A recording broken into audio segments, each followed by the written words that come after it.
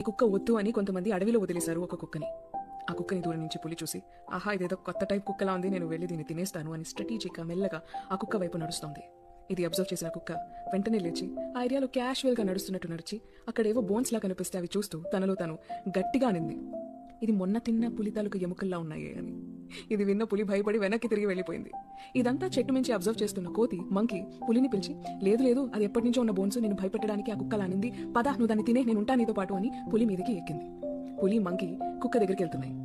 కుక్కకి అర్థమైపోయింది సీన్ ఏంటో.